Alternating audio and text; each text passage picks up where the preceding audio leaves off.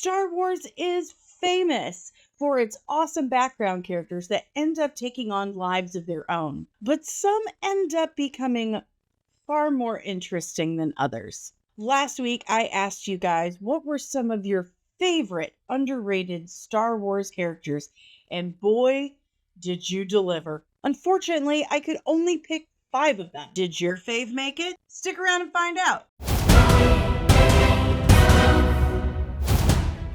Before we go any further, do me a favor and help support the channel. It's totally free and so easy. All you have to do is smash that like button, hit the subscribe, and ring that notification bell so you get notified whenever I'm back with even more nerdy content. Hondo Ohnaka is a wee Quay pirate and outlaw whose various exploits have garnered him notoriety and infamy throughout the galaxy. Over the course of Ohnaka's decades-long storied career as head of operations of such organizations like the Ohnaka Gang and Ohnaka Transport Solutions, he often became intertwined with the conflicts of his time.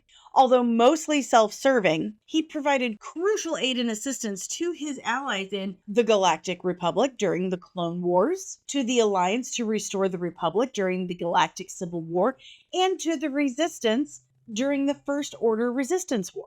In addition to his prolific escapades, Ohnaka authored several books and inspired many outlaws to follow in his footsteps. An avaricious pirate king who was almost solely concerned with getting the best business deal for himself, Hondo Ohnaka stood out in the galaxy already crowded by people with interesting or strange personalities. While merely being unforgettable would have been enough of a distinction to set Ohnaka apart from everyone else, he had a habit of appearing at the right place and the right time, resulting in him crossing paths with many influential figures during the Clone Wars, Imperial era, and beyond. His avarice led him to kidnap and ransom several high-profile people during the Clone Wars, like Count Dooku, Anakin Skywalker, Obi-Wan Kenobi, and Ahsoka Tano. These characteristics occasionally brought him into trouble with the Jedi, the Republic, the Separatists, and even his own men who attempted to emulate his behavior to advance their own interests. Ohnaka's avarice and treacherous nature continued into the age of the Empire by exploiting and betraying several business partners. That he collaborated with. He believed every situation had the chance to be turned into one that could generate profits. He would have gotten along great with this guy. Despite his selfish qualities, Ohnaka was capable of honor and courage. On one occasion, he successfully convinced the young bounty hunter Boba Fett to reveal the location of 2 Republic hostages by telling Boba it was the honorable thing to do and calmly affirming that it was what his father Jango would have done. On later occasion, he joined forces with former Jedi prisoner Ahsoka Tano and several Jedi younglings to fight off General Grievous and his droid forces. Ohnaka admitted he admired the courage and determination of the Jedi younglings, most particularly the youngling Katuni. Although he did betray Skywalker and Kenobi by drugging them to ransom them both off, Ohnaka also had a reputation as a reliable businessman who kept his word. In return for a high fee, he honored his promise to deliver several rocket launchers to beleaguered Republic allies on Onderon, although he did quickly depart as soon as his work was done and danger appeared. Despite selling out rebels for profit, Ohnaka did not run off immediately. He warned Ezra of the incoming stormtroopers and helped the rebels escape, showing that even though that Ohnaka was keen to make a profit, still didn't want any harm to come to Ezra Bridger. In fact, Ohnaka later affirmed that there was nothing he would not do to help Ezra. Though Hondo's schemes were often frustrated and thwarted by the various Jedi that he encountered, he never grew to resent them or hold a grudge. Instead, he seemed to remember those adventures fondly and grew a liking to the Jedi generally. He held a particular soft spot for Obi-Wan Kenobi, whom he often greeted with a Kenobi, even his adversaries. Ohnaka is also known for his flowery rhetoric and liked to refer to his Ugnaught crew as his short and fragrant family. Although Ohnaka was not quite above abandoning them when danger arose. Ohnaka's betrayal would anger them enough to attack him, but Ohnaka would placate them by offering them a bigger share of their plunders. While Ezra Bridger did trust Ohnaka to a degree and respected him as a tricky but friendly business partner, Harrison Dula and Kanan Jarrus regarded him as a somewhat slippery and untrustworthy character. While Ohnaka claimed to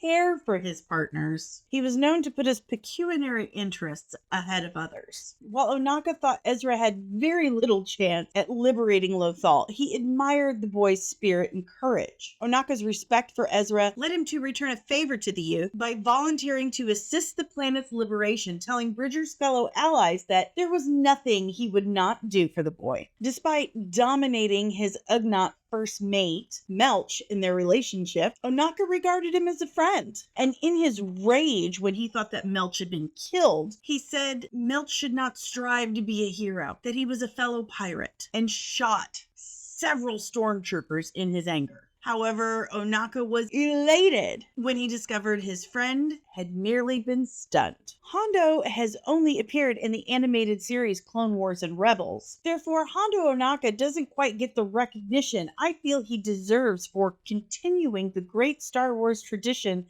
of lovable scoundrels like their king, Han Solo.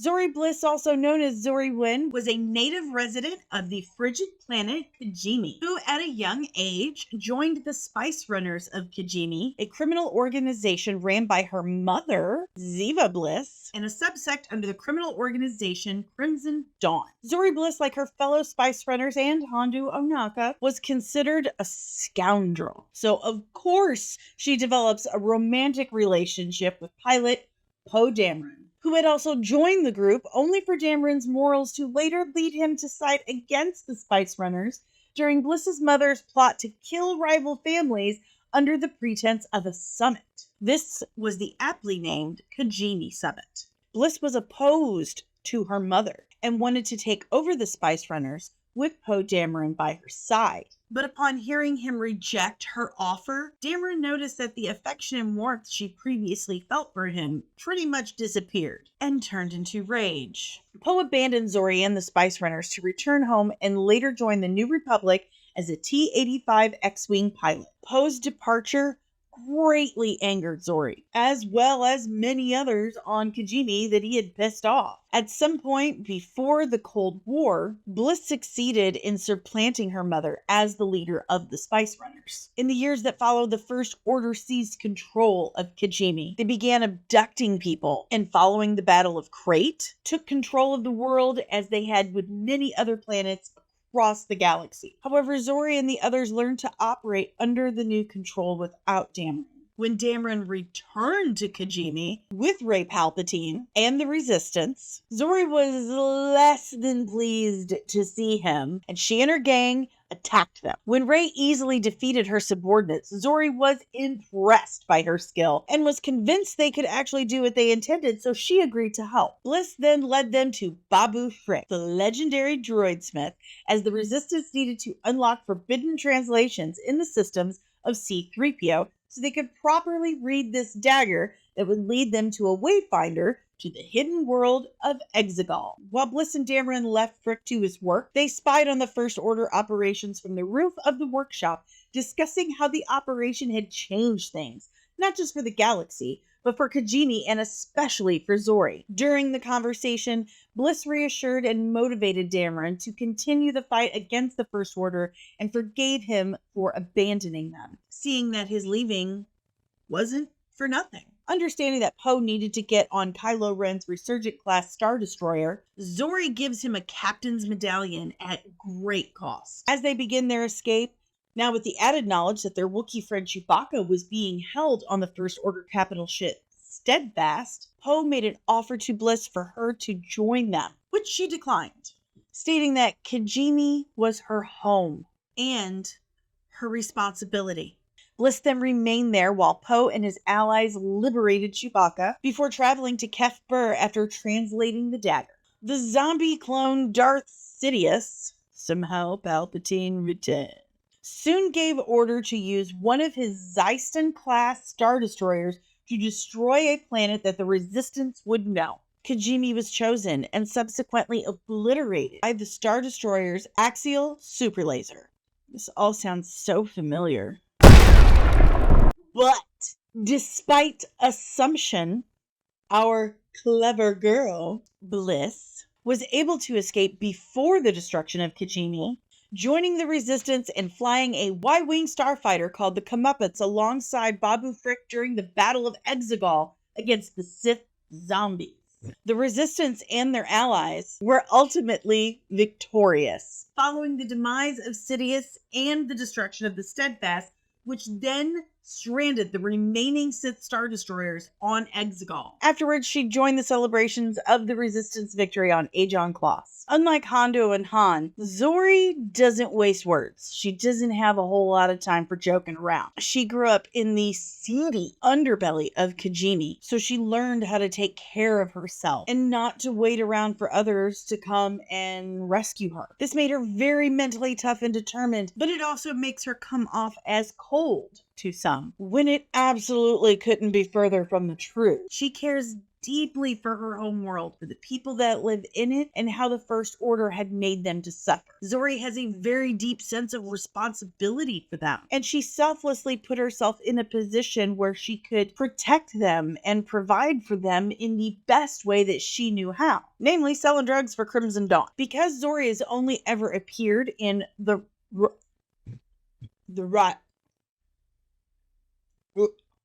Rise of Skywalker and some expanded audio versions of it, we don't really know much about her. But her portrayal by my favorite Mouseketeer, Carrie Russell, her very cool look, and what little we know of her story, it's intriguing enough to ask, please sir, may we have some more? She's an excellent addition to the Scoundrels Club of Star Wars. And dare I admit, quite possibly the Han Solo-esque character Star Wars needs for the future. Imagine a Zorii Bliss, Hondo Ohnaka team-up. That's not only two phenomenally entertaining characters, but a classic comedic duo, with Bliss's no-nonsense, straight-to-business attitude, complemented by Ohnaka's full nonsense. It seems like a no-brainer. Contrary to what we have on Zorii Bliss, there is a preponderance of storytelling, including Quinlan Vos. So in order to keep this video under 3 hours, I'm going to have to keep this brief. Quinlan Vos is a Kafar man and Jedi Master who lived during the final days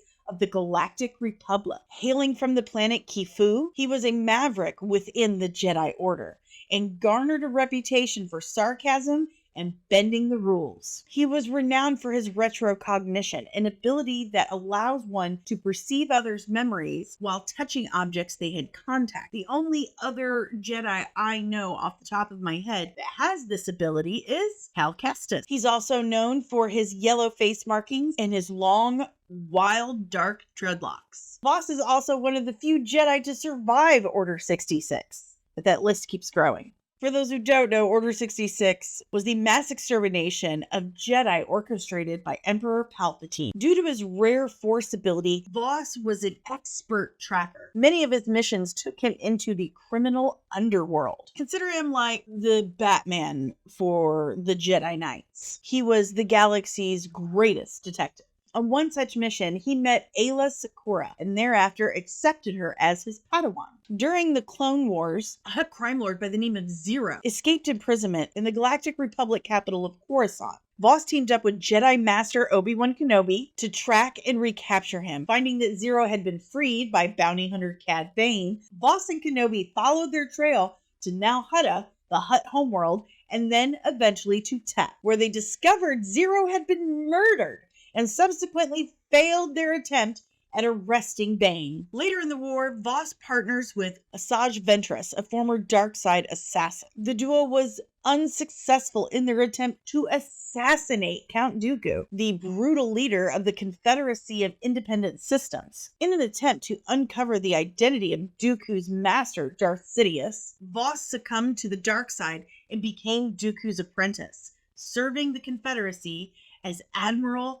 enigma. However, he was brought back to the light side of the Force due to his love for Ventress. During the final days of the war, the Jedi General participated in the Outer Rim sieges, in which he took part in the fall of Saleu Kami and subsequently moved his Republic troops to Boz Pity. After the fall of the Great Jedi Order, Vos survives the Great Jedi Purge, along with his new lover Kaylin Hentz, and was among the Galactic Empire presumed to have survived and thus targeted to be hunted down. 10 years into the reign of the Empire, Vos assisted the Hidden Path, an underground network that resisted the Empire by helping fugitive Jedi and Force sensitives escape persecution via Jabim and forge new identities. Quinlan Vos is often compared to other rule-bending Jedi like Qui-Gon Jinn and Anakin Skywalker. He's known for his very rebellious streak and willingness to bend the Jedi code to achieve his goals. Despite his unorthodox methods, he is deeply committed to the Jedi Order and the fight against the Sith. Quinlan Vos's character adds a layer of depth to the Star Wars narrative by exploring the gray areas of morality and the complexities of the Jedi Code. His storylines often highlight the internal and external conflicts faced by Jedi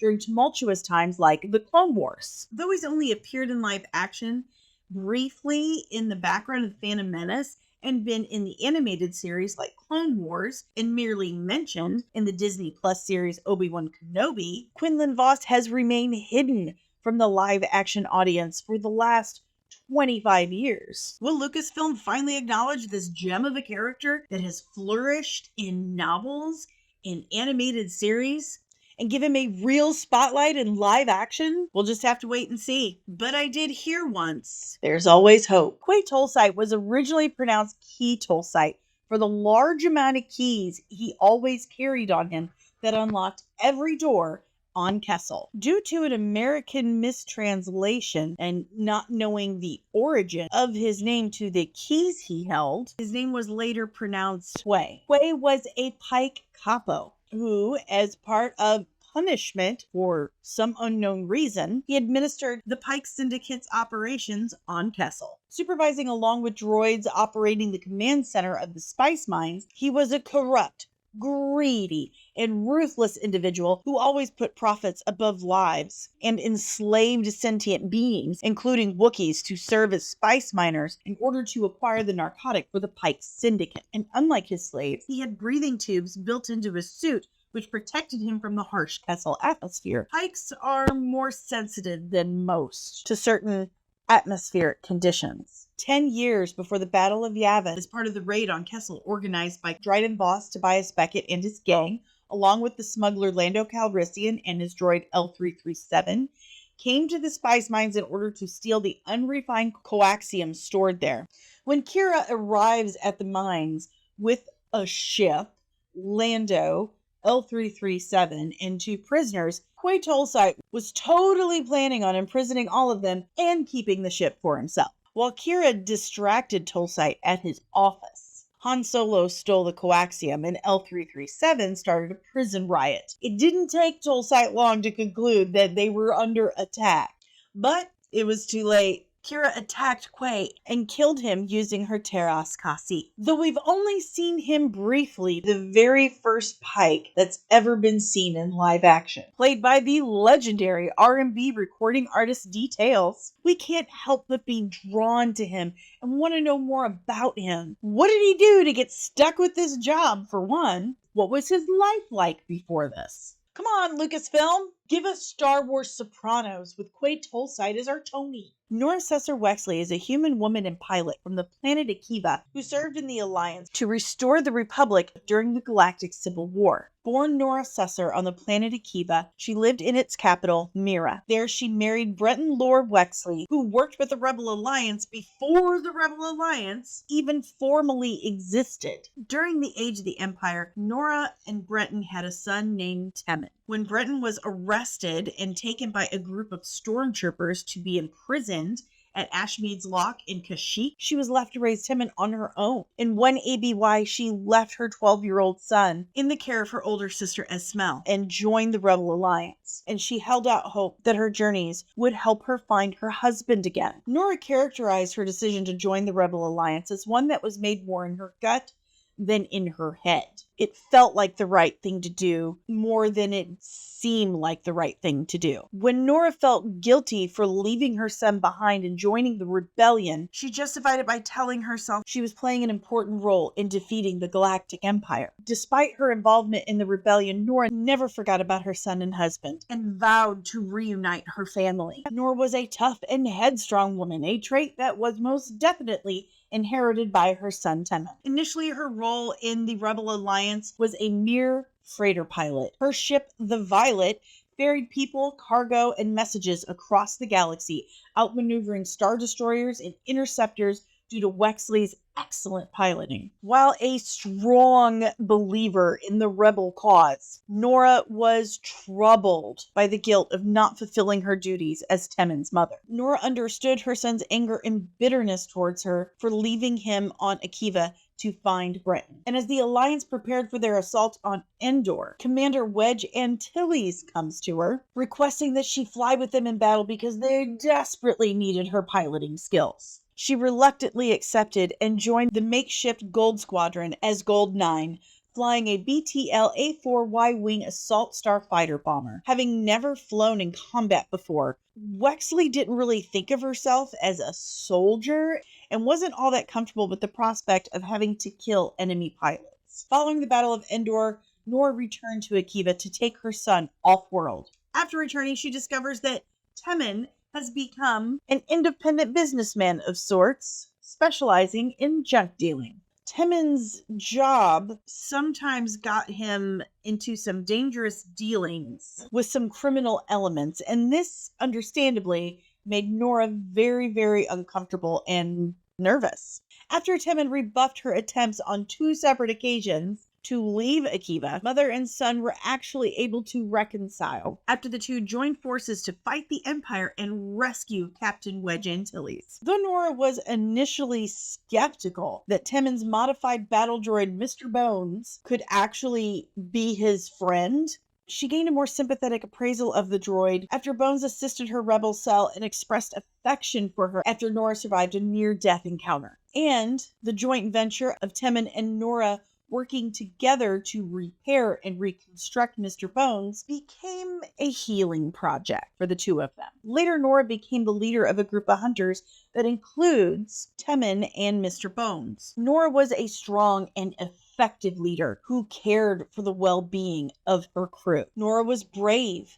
adventurous, but she could also be reckless and have quite a temper when provoked. On 2 occasions, she actually risked her own life by piloting a TIE fighter to attack the Empire. Norra also had a great deal of respect for Princess Leia and Han Solo for their role in the rebellion. In fact, her loyalty and respect of them led her to resign her commission in the New Republic Starfleet to rescue Solo. As a stubborn and strong-willed woman, Norra struggled to carry out orders which she regarded as going against her principles. While she at times had a difficult relationship with her son Temmin, the two still loved and respected each other. Laura's love for her husband would be tested when Brenton, under the manipulation of Fleet Admiral Rax, made an attempt on Chancellor Mothma's life. This incident only fueled her hatred for the Empire, particularly Grand Admiral Sloane, who she wrongly believed was responsible for the attack on Chandrila. Following the attacks, Norra led her crew on a hunt for Grand Admiral Sloane. Norra was willing to risk life and limb to pursue Sloane and contribute to the Empire's defeat, and her resolve was tested when she was captured and imprisoned by Imperial forces on Jakku, and it was Mr. Bones that helped her escape. Despite her mutual animosity towards Sloane and her distrust of her estranged husband, Brenton, Norra was able to put these feelings aside so that the three of them could work together to defeat Gallius Rex, the true mastermind behind all the suffering. During the battle, Norra is actually able to reconcile with her husband Brenton, but